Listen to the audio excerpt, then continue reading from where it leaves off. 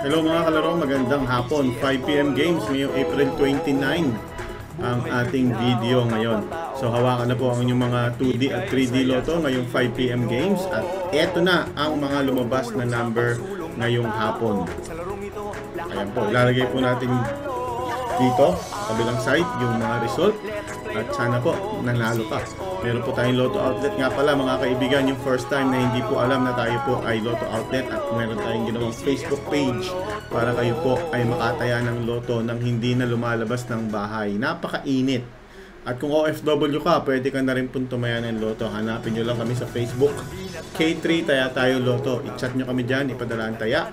At ang screenshot ng bayad, may ticket po yan. So i-generate natin yung ticket nyo. Pag nanalo ka, i-scan na po namin at diretso namin ipapadala sa inyong mga GCash account or bank account. Okay?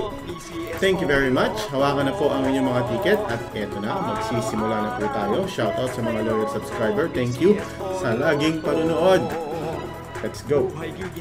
Okay mga kalaro, eto na ang ating first game ngayong 5 PM 2D Lotto.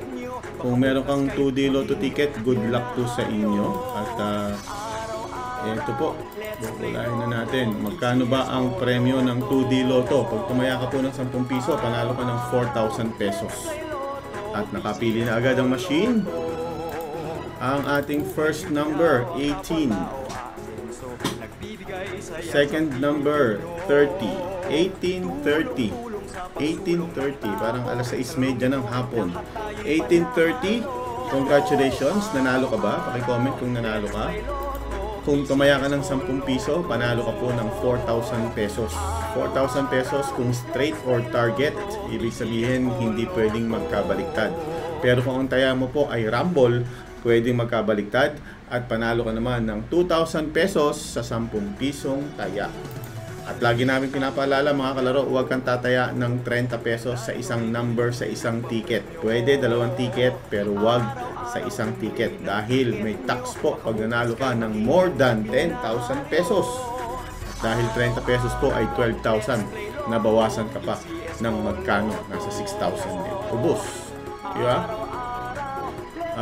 12 times 2, 24. 2,400 din ang babawasan, nabawasan ka pa.